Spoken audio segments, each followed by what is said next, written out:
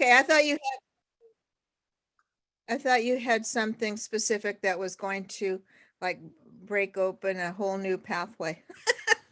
Oh, no, it was just sort of responding to the action item. So I'll go to Doug next.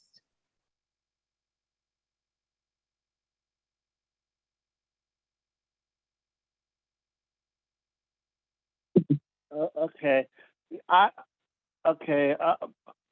Hold on. I feel like right now that we're as a resident, I feel like I have no power to say anything. We have to rely on CSC with their approval or their opinion.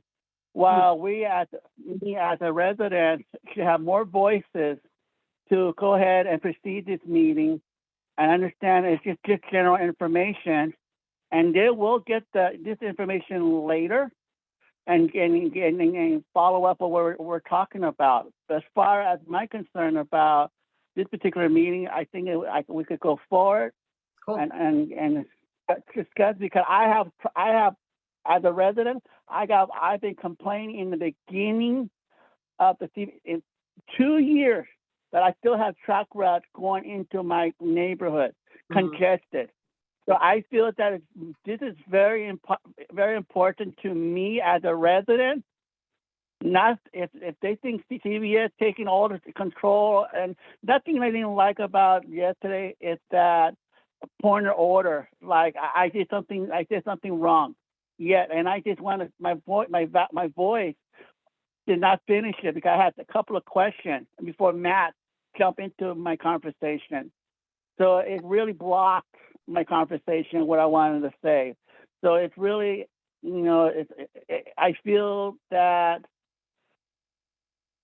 I'm trying to get the concept of what they're talking about, because data is totally a lot of information for my brain to absorb. But as far as the truck is concerned, and we're waiting for somebody else to work with, we could work with them later, and we scheduled it later. But unfortunately, today I made my time be part of the truck and just go ahead and just do it. That's how I feel. Yep, and I hear you, Douglas, and we're definitely going to take note of your response to the meeting yesterday as well, and I really appreciate that. I will just add that Nate, who is the co-lead here, is a resident co-lead, and so he was just kind of sharing, but both Nate and Ed were supportive of moving forward today, so we're happy to hold it. I was just trying to be transparent with everyone, so I appreciate your flexibility, and we're definitely ready to go. So what I will do is, if we can just briefly, because we do have a kind of a new person on the call, maybe we just take a couple of seconds to introduce ourselves, our affiliation, and kind of just to kick off the meeting. I will go first. So my name is Jessica Olson. I'm the Director of Community Strategies and Resources. So I help oversee the AB 617 program implementation. And then I will go to our CSC members first. So Doug, then Margot, then Cynthia, if you could go.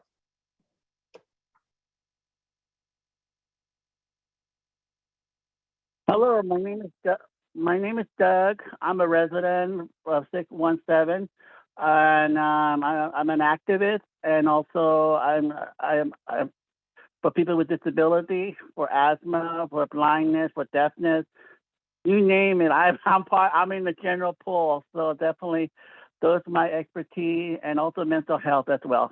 Thank you. Thanks, Doug. Margot.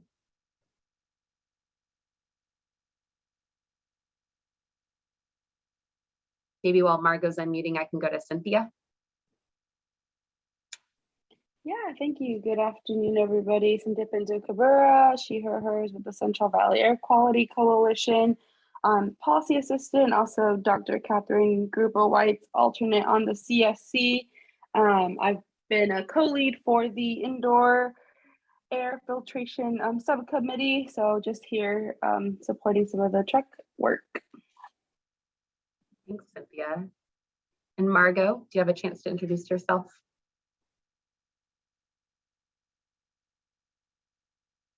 We'll come back to Margot, and then we'll go to Jordan. Hi there, my name is Jordan.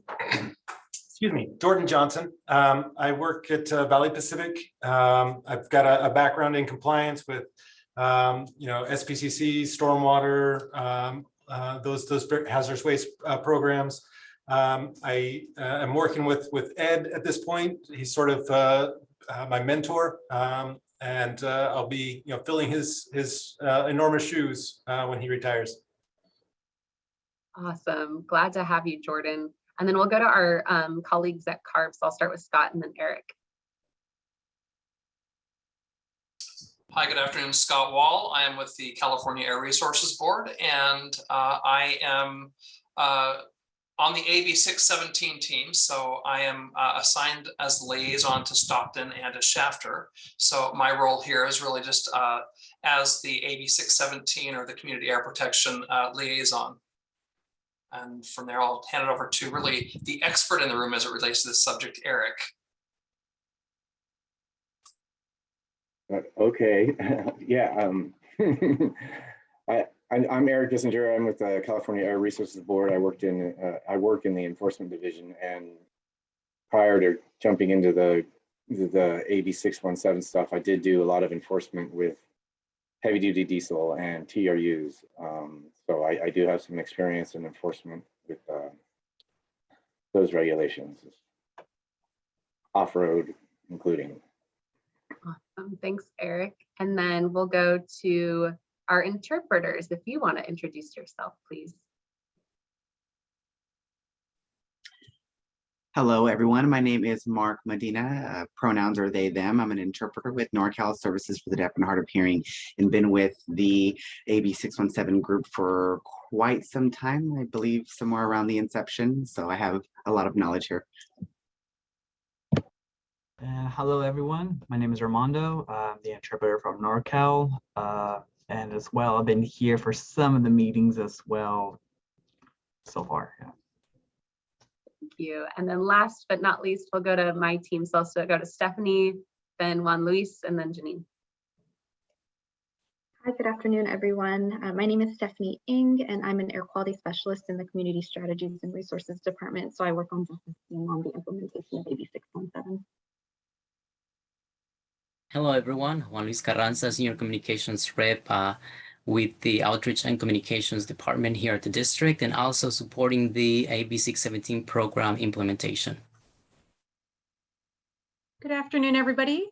Janine Tackett. I'm a supervising air quality specialist in the grants department, and I oversee all of our on-road heavy-duty programs, as well as several of the AB 617 programs, such as air filtration.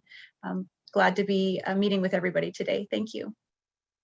Awesome. And then last but not least, you just joined us. Kevin, can you introduce yourself, please? Sure. Kevin Hamilton, Co-Executive Director for Central California Asthma Collaborative, funded by CARB to provide support for EJ members of the Stockton CSC. Awesome. Well, thank you everyone so much for being here. I'm going to pull up, and we can maybe even drop it in the chat, the agenda for today's meeting. It is short, but a lot of it is, I mean, this is our second meeting for those that were unable to join us last time. Last meeting, we did a similar round of introductions and shared a little bit of our individual backgrounds as it relates to trucks. And we also kind of went through an exercise, and I'll share the results of that exercise with you here briefly, where we walked through the CERT measures that relate to heavy duty trucks, which is linked here in this agenda that's now dropped in the chat and is also on the main AB 617 page regarding subcommittees. And then also the meeting notes is also on the agenda. And then some of the action items that I'll review here from the meeting notes, we do have some follow-up on, and that mostly pertains to the heavy duty truck replacement measure that we discussed pretty at length during our last meeting. So when we get to that, I'm gonna have Janine Tackett, who is definitely on our end, the expert in the room when it comes to this, walk us through that and kind of answer some of the questions. And then we'll wrap up next steps. I mentioned earlier, but for those that were unable to hear or that kind of joined after I mentioned it, both Nate and Ed, who are kind of our co-leads for this, kind of had last minute things come up, so they're unable to join us today. So we'll help run the meeting today.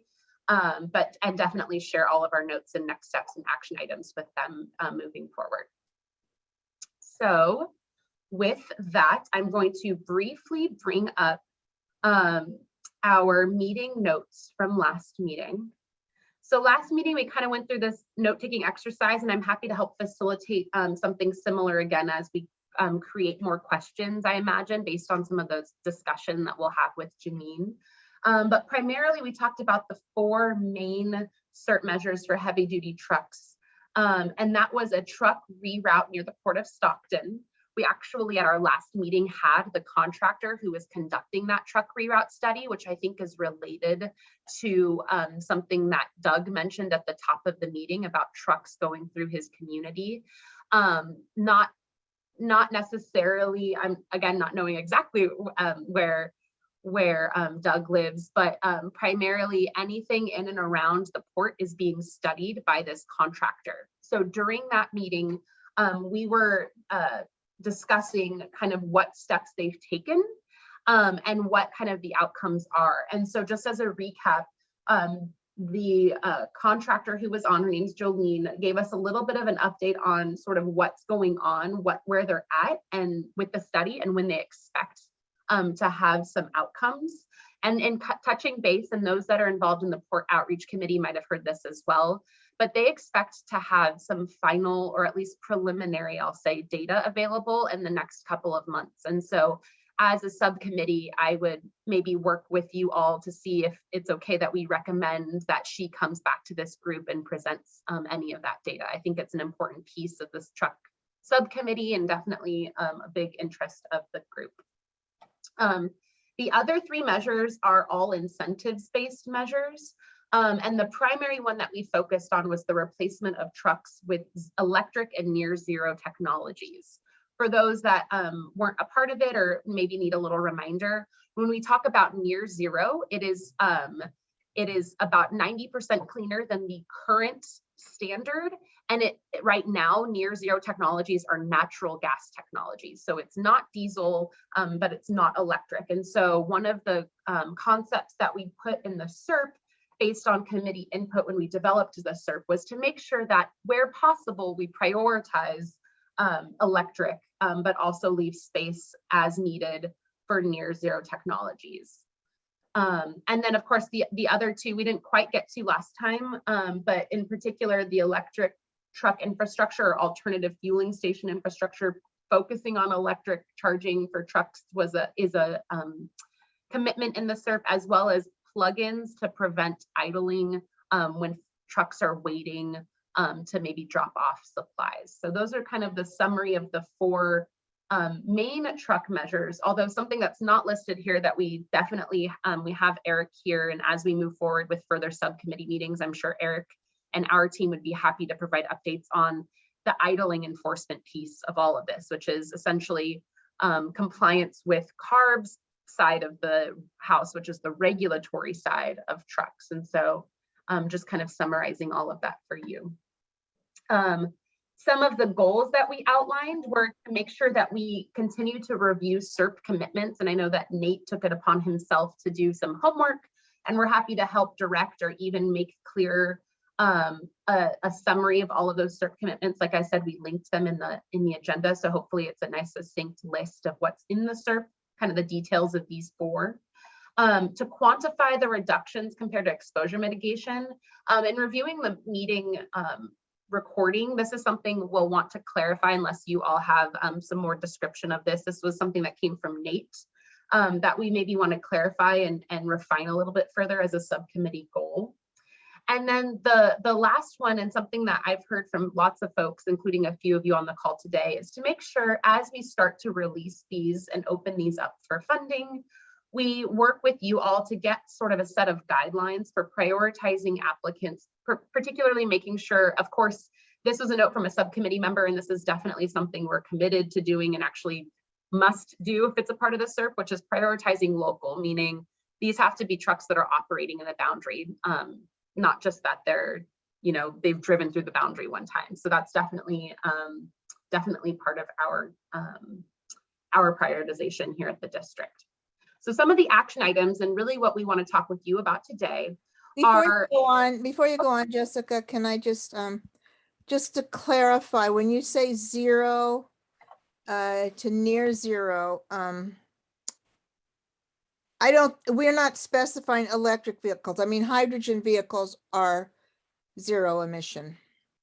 I know, and I think Europe is really going the route of for trucks with hydrogen fuel. So just to make sure we're not limiting. and maybe And I'll with- ask Janine, I think theoretically hydrogen fueled could be eligible. Is that the case, Janine, or? can you- Yes, so the way that our current program is set up is that we say zero emission. We don't specify technology type.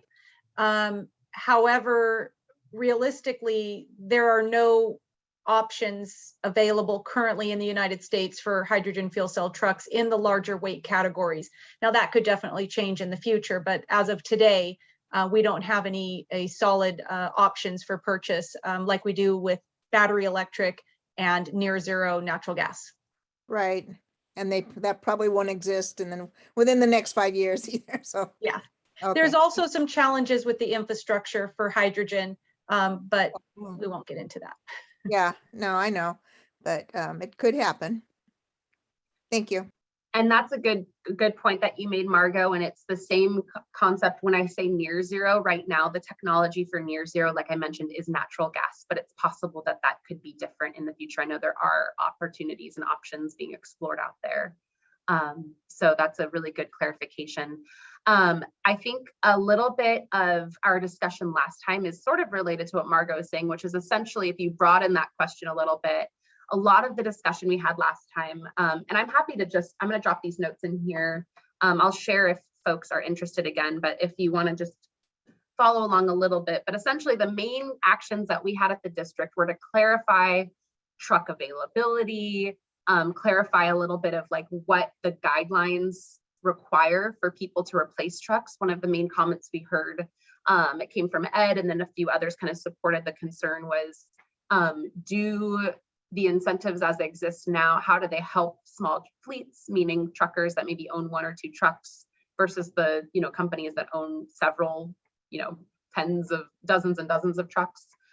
So we have a little bit of analysis that we'd like to share with you all today, which includes sort of an understanding of what we've funded. So we know for a fact is available because we've actually helped people get into certain types of trucks.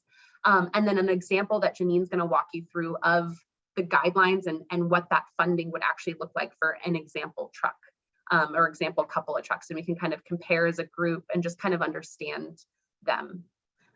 So before we go into that, are there any questions about action items from last time? Maybe I will briefly share my screen so that I know it's hard to pull up multiple things.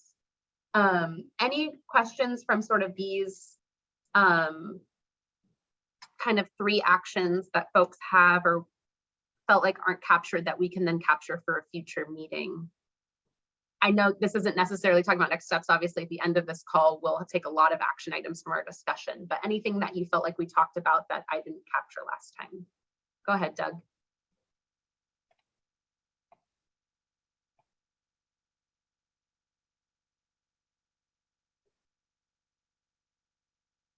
Yes, to clarify what the action item you say regarding it said, I can't speak together, but it's a replacement requirement updated guidelines to district sites.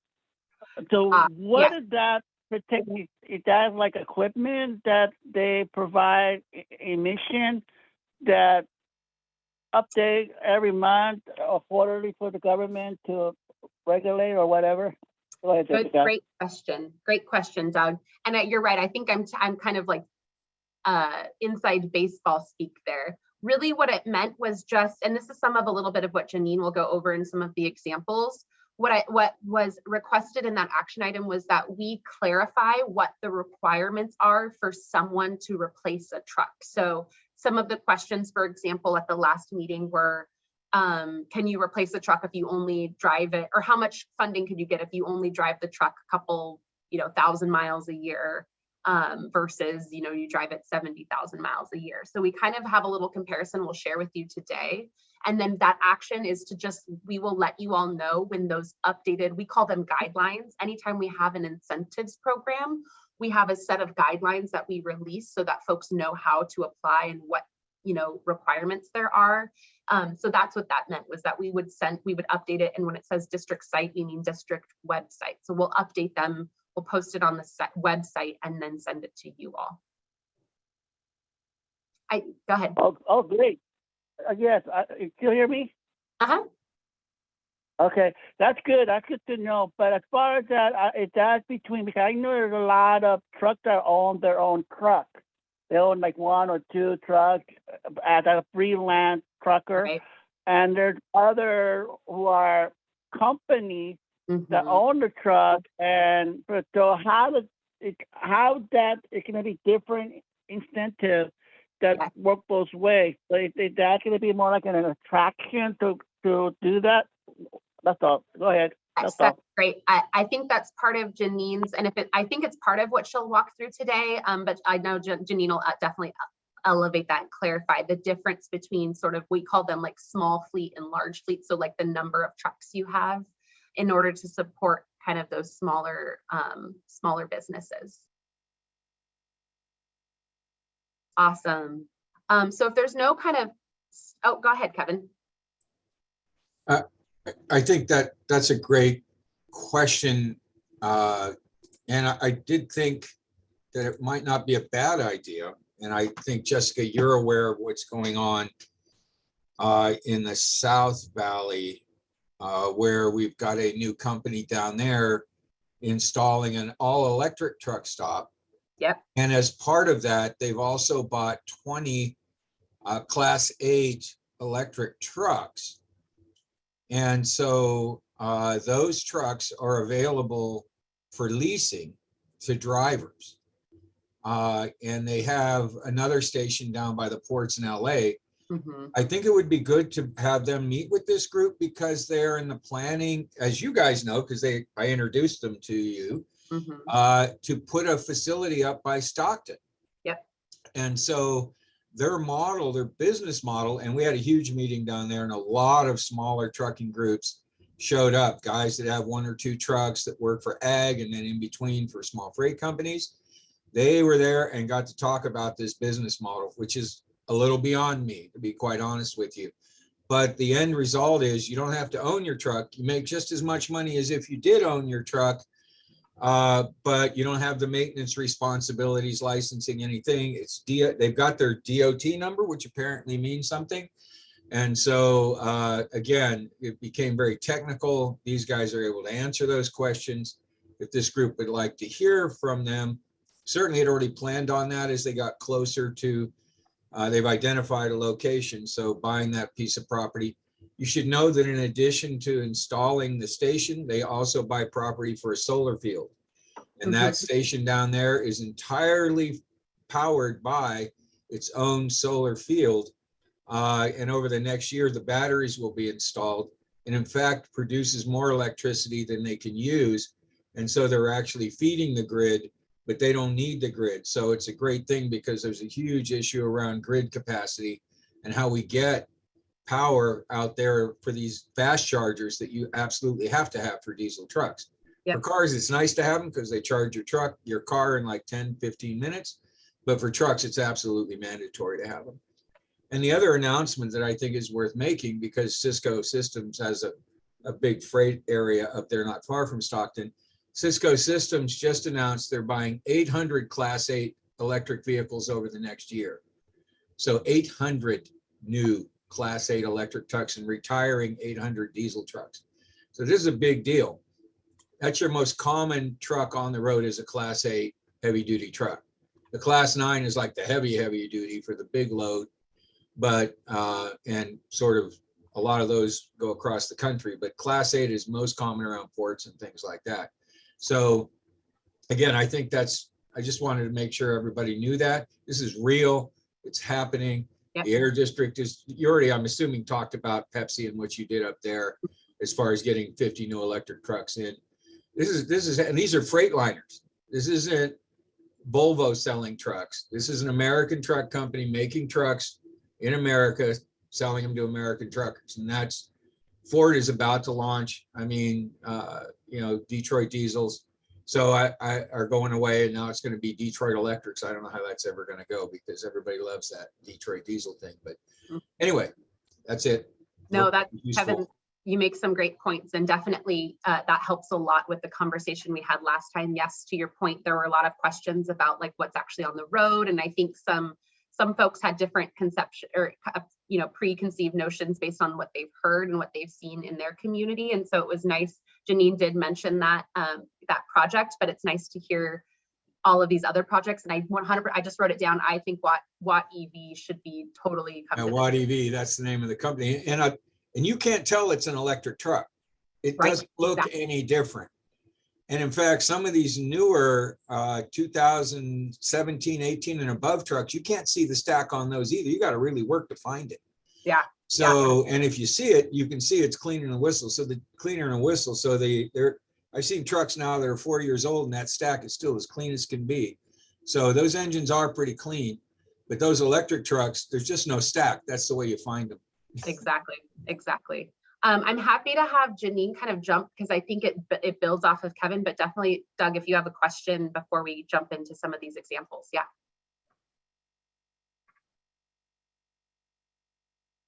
Yes, I am encouraged about what Kevin has to say.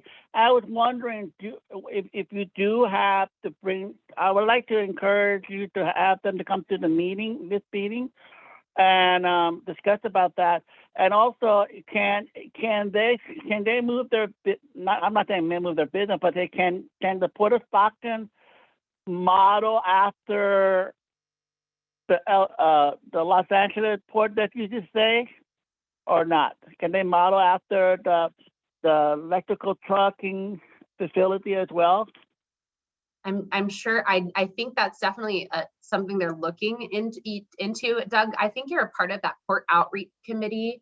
And I know that at that committee, they've shared their clean air plans, which certainly does include a lot of concepts about electrification, including trucks. And so that's just a great reminder that there's a nexus, right, between all of these different groups and different things we're working on, and certainly want to be supportive as we start to launch these and making sure we're supporting that transition.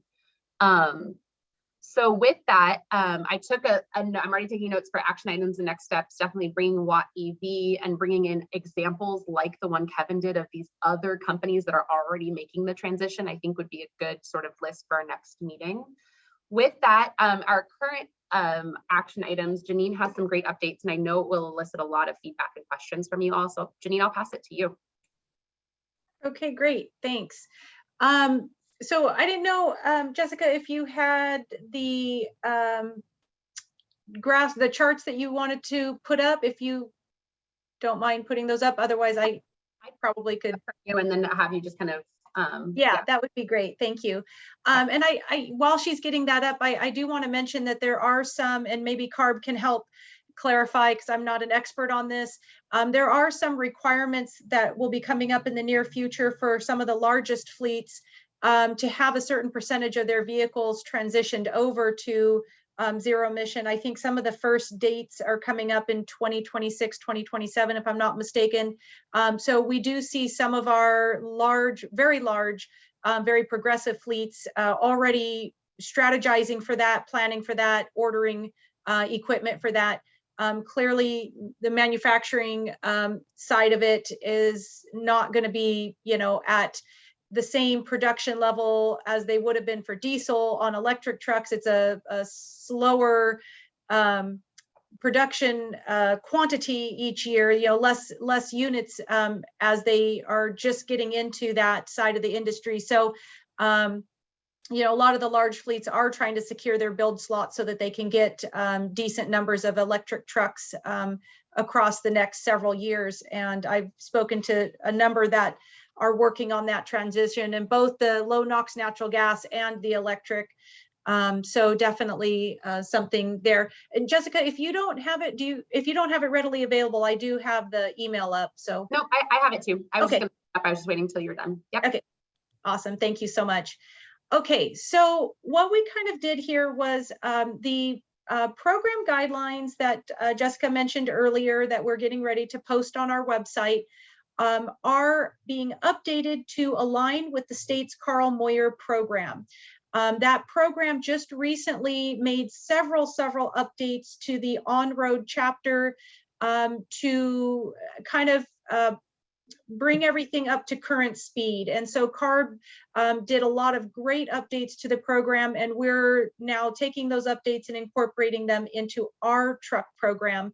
So what I did here using those calculation methodologies is I kind of ran some sample scenarios. Now these are obviously estimates because I'm just using kind of generic values. I don't have all of the specifics dialed in, but I think it'll give you kind of a decent idea of what we'd be looking at.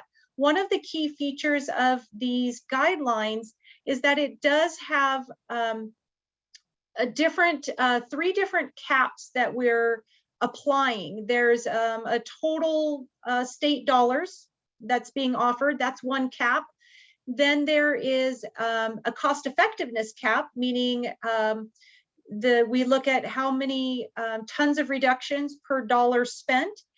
And then there's also a cap for fleet size. And this is the one that I really kind of want to highlight. So this particular cap identifies an 80% of the total cost of the new truck for small fleets, which is defined for 1 to 10 trucks.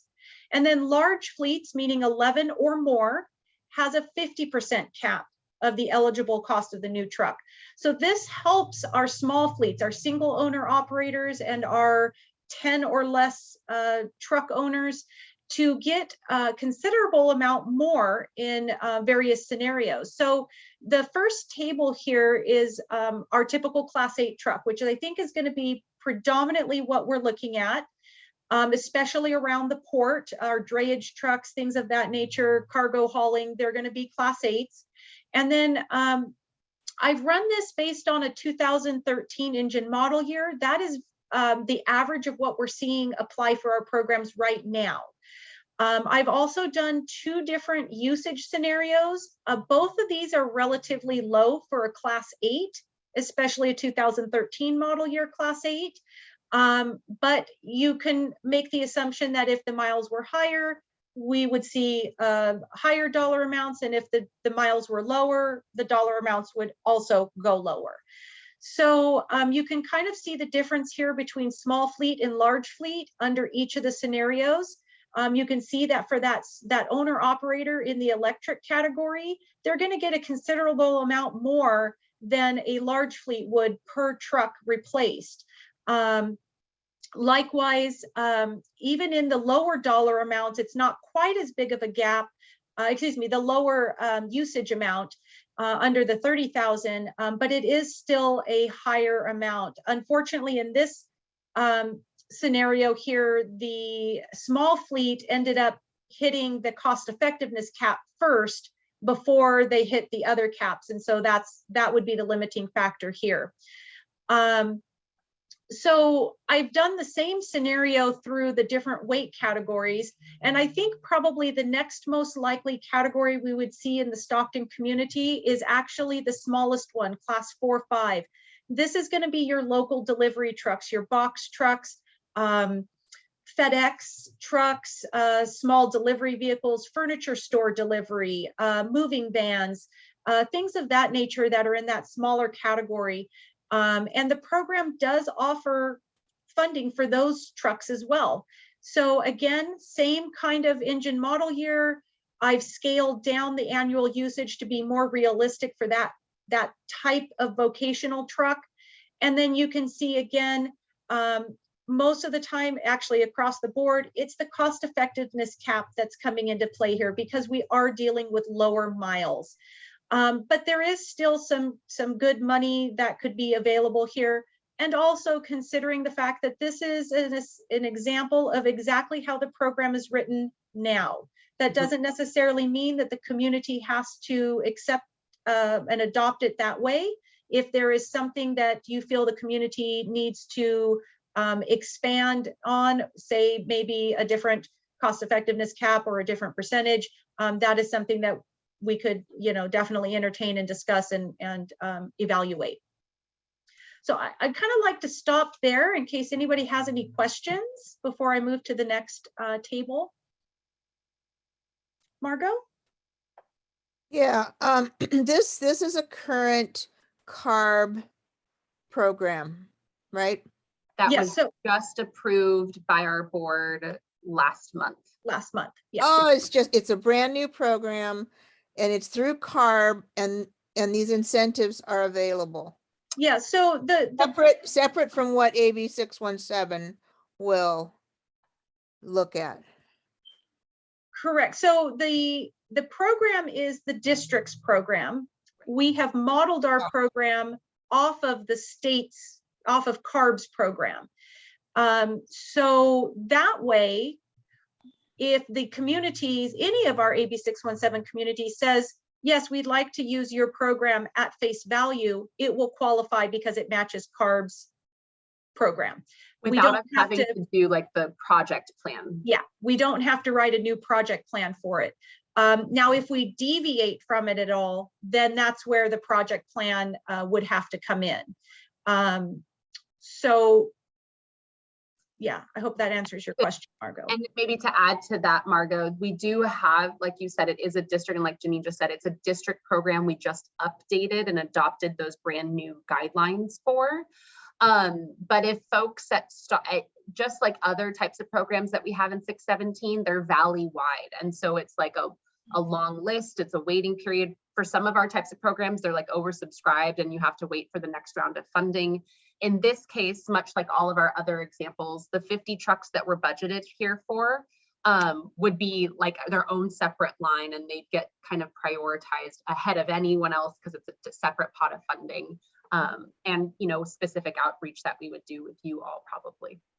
And how does Valley Air, how do truck companies get notified of this, especially the smaller ones? Yeah, so we do a variety of different outreach methods. We have our email listserv. Clearly, you have to be signed up on that to receive that, but we do utilize that. And then our outreach and communications team, and maybe Juan Luis might want to add a little extra to this, but they have a variety of different ways using social media, using various radio, and even press releases if it's a program or a target group that we're really trying to reach.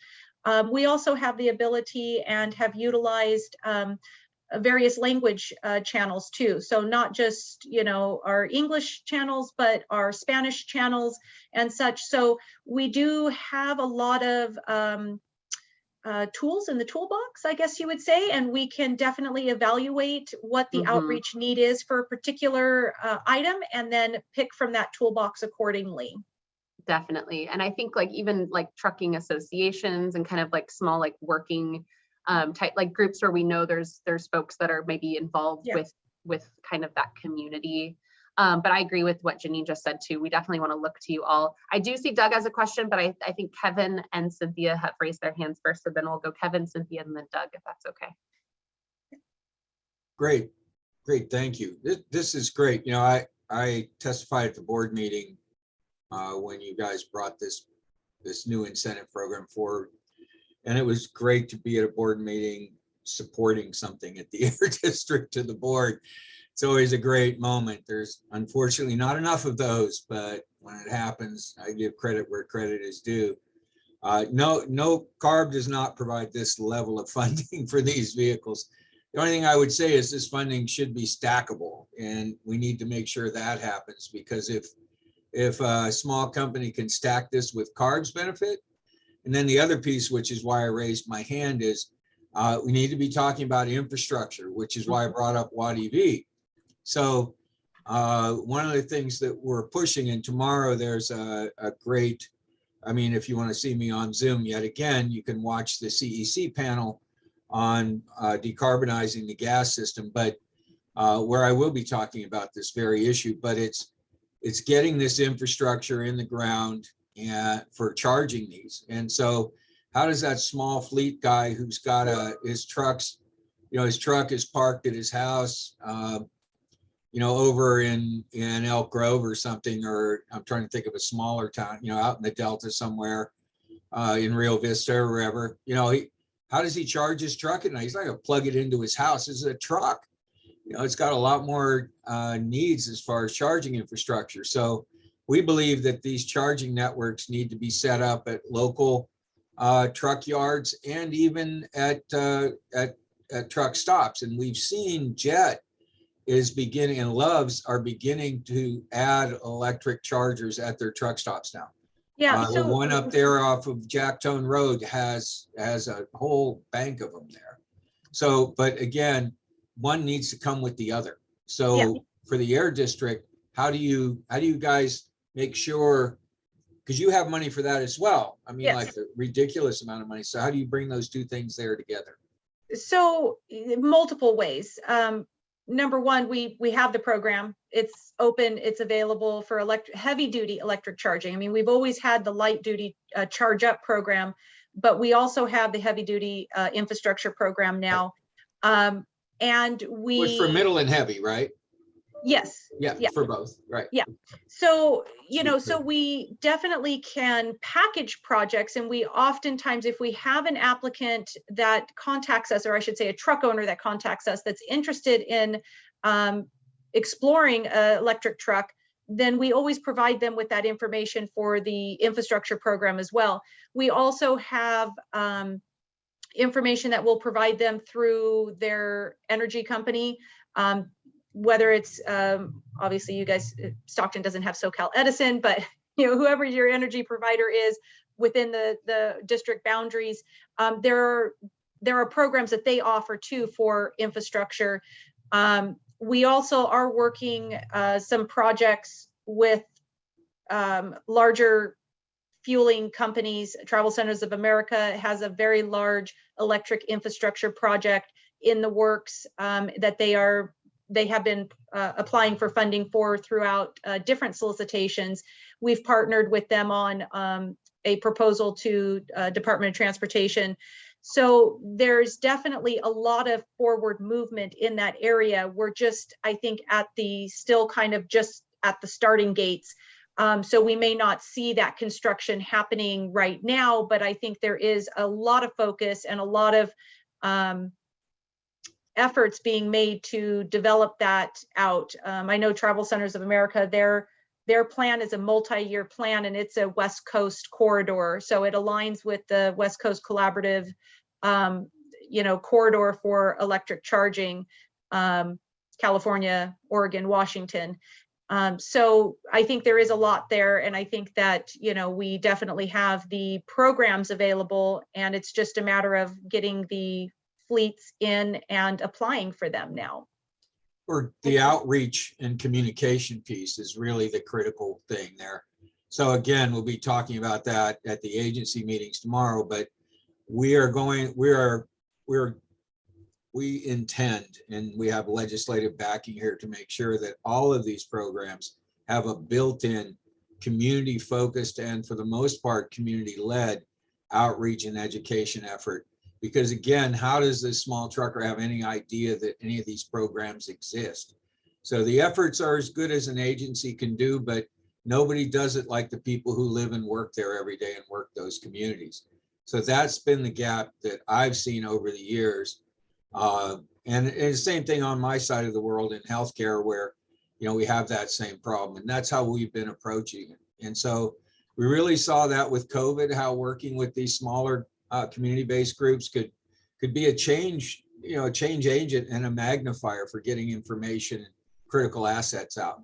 So I think that was a lesson for everyone, and that lesson needs to be carried over, you know, into conversations like this and investments like this. It's different, but you know, we need new tricks now for this. And one of the things we push it in every subcommittee, but it's so important because we just had this conversation with another Stockton subcommittee, and I think we need to have it with every single one, is we have, and at least it's our initial effort at this, Kevin, is we have mini grants that we've released right now. And I think that is a I think maybe we can be creative. I think maybe folks, even including ourselves, are thinking, oh, mini grants about outreach, about how to participate and how to get air quality, but maybe it's we as a group say, hey, no, the main, you know, hurdle in the group that we're identifying here with trucks is getting small truckers to the table. So maybe a mini grant to one of, any organization or anyone that's sitting on this call. We could fund that effort, that community driven effort. So I think that's a great reminder, Kevin. Yeah, for sure. Cynthia, I think you had a question also.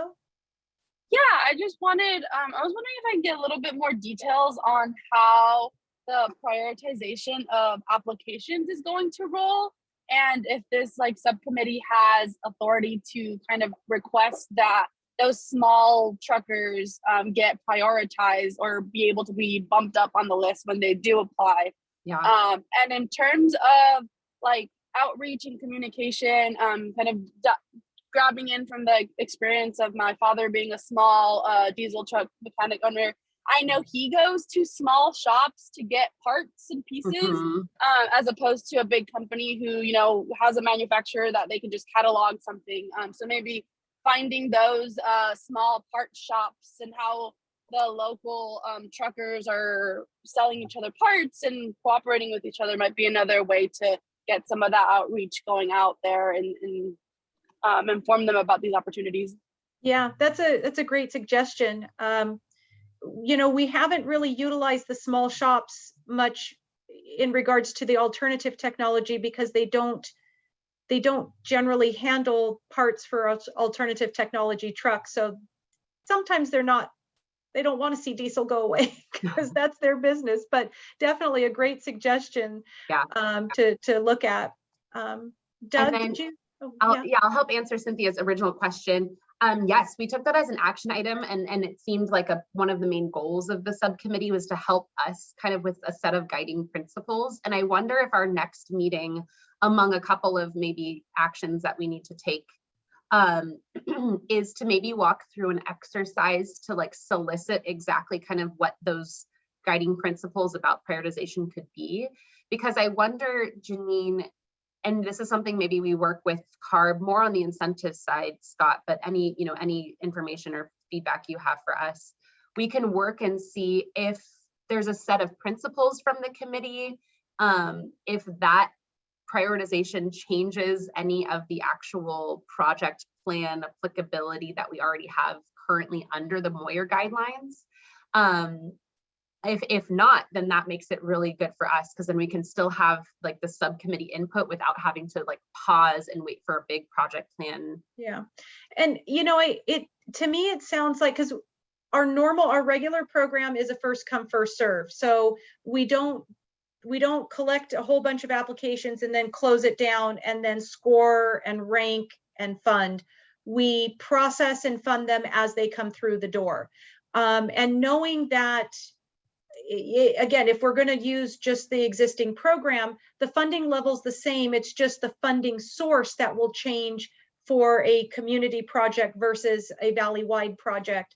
So, if we follow that same model, it might be a little hard to prioritize the Stockton community projects against each other because they're going to be coming in at different times. So that might be something to kind of think about as you're developing that list of priorities and how that would play into the flow of applications coming in and getting processed. And then, of course, if we ever got to the point where we had more trucks from the Stockton community than we had money for, then we just switch over to one of our other valley-wide funds and we continue to fund trucks in the Stockton area. It just would be with other funding sources, not with the AB 617 funding. So and I think too, maybe just to your original point, I wonder if on our end, homework wise, it would be maybe to come with some concepts of how that process flow would work, maybe. If we were to do some sort of, or maybe some options, and then we as a subcommittee can make a recommendation that we then take to the CSC at a future meeting, if that works for people. Yeah, that sounds great. Definitely willing to give some input on that. Yeah. But also, I just wanted to kind of respond. I think you muted yourself. Oops, sorry. Yeah, I just wanted to kind of respond to the whole yes, the small truck owners are definitely hesitant about transitioning away from diesel, but I think if we're able to, uplift, the EV mechanic training initiatives that we're doing as well alongside, and really ensure that we're partnering with them and bringing them along during the transition is going to be really important. Yes. Because those small truckers are going to be really key in achieving some of these emissions reductions that we need in the valley. So as long as we can be collaborative, we can see a lot of improvement and progress. That's a great point, Cynthia. I think that that workforce development definitely is a key component there, because a lot of those single owner operators, they've gone to the same mechanic, for many, many years, and it's usually somebody within their community they trust.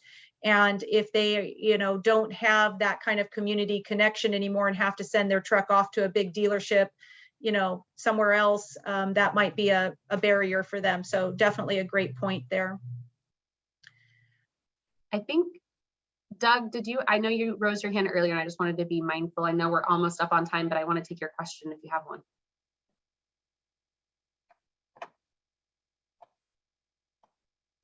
You're on mute still, Doug. Are you? We can't hear you, Doug.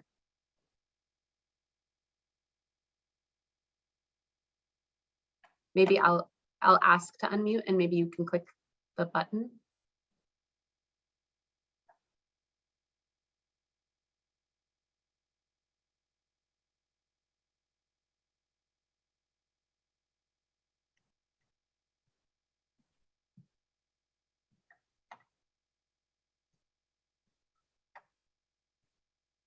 Awesome. Thank you, Scott. I appreciate that. Just noting the chat comment from Scott. Hello, can you hear me now? There we go.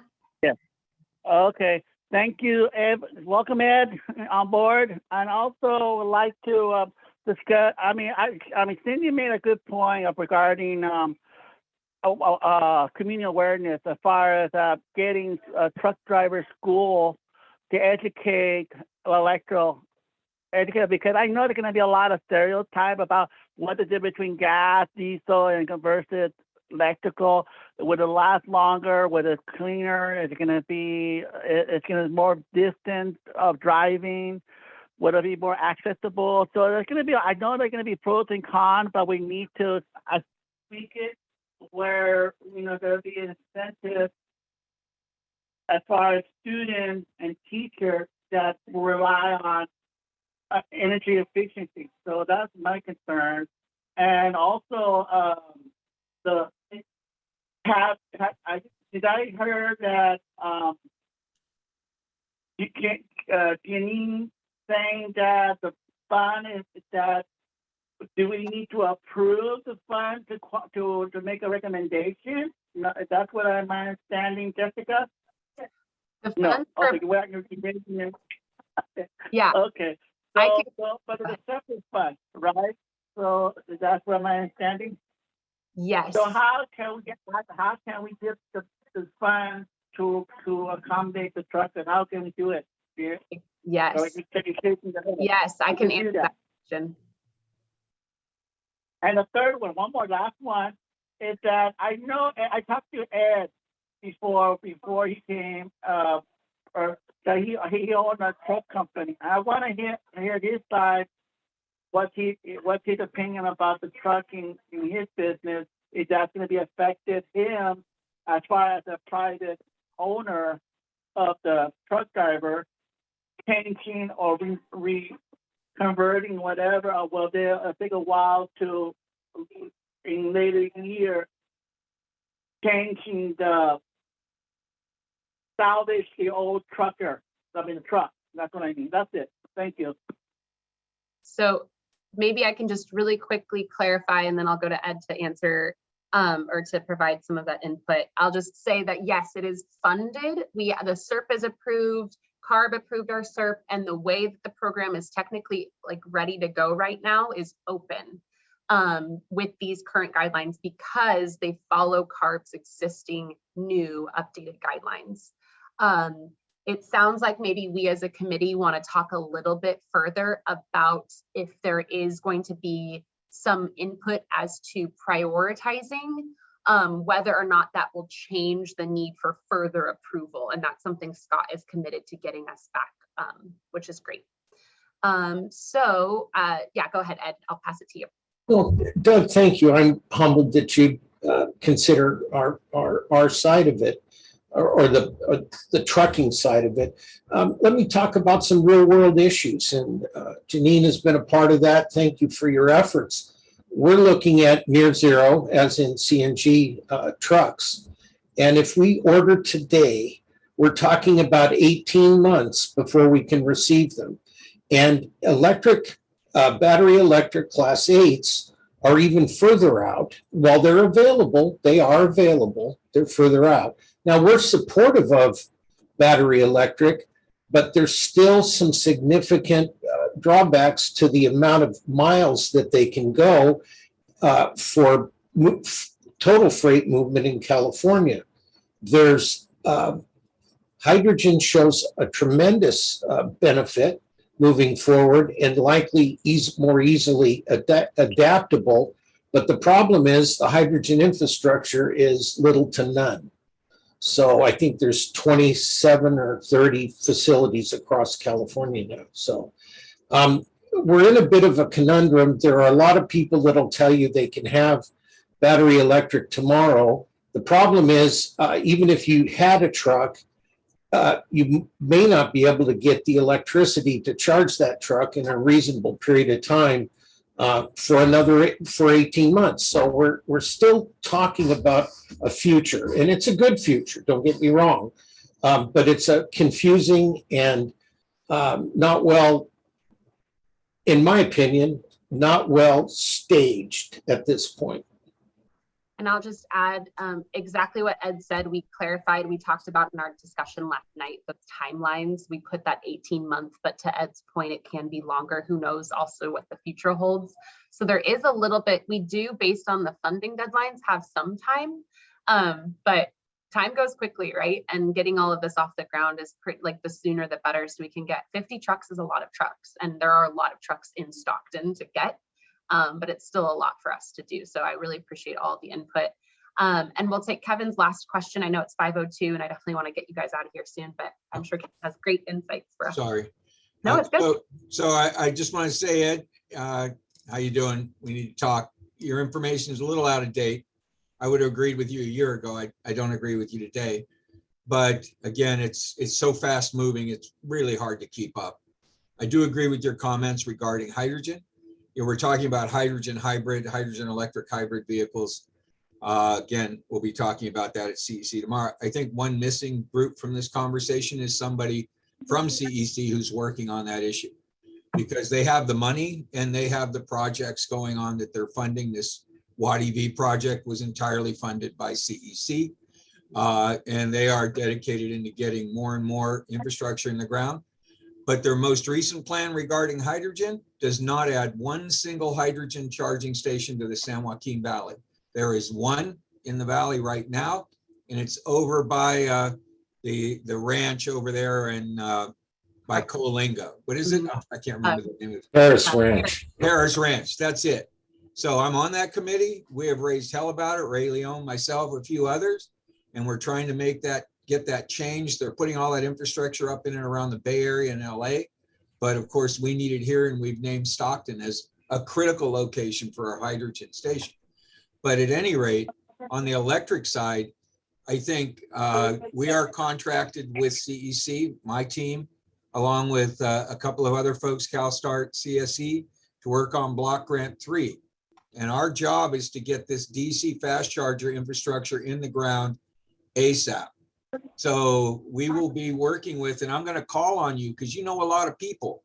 Our biggest problem that I've seen is contractors want to do the work. It's the planning agencies that are the big hold up, approving permits, because there are at least 300 projects waiting with chargers in hand to put them in the ground that are being held up by local government agencies. So again, this is a place where we really need folks like yourself who lead their industries, or the air districts who again can work with these LGAs and help them. We need to troubleshoot that. What's the problem? You know, it's got to be, I don't know what it is, but we need to find out, and we need to start developing solutions for that if we're going to get this to happen quickly. The last thing I want to leave people with is this isn't going to happen tomorrow. Anybody who says that is lying. I'm thinking that if we can, the target is 2045. You know, I mean, that's over 20 years away. So it doesn't make you and me happy, Ed, but that's just the way it is. I accept that I may not be around to see it, but it needs to happen. And so we just need to keep on pushing, right? And keep on saying, yes, this will happen, this will happen.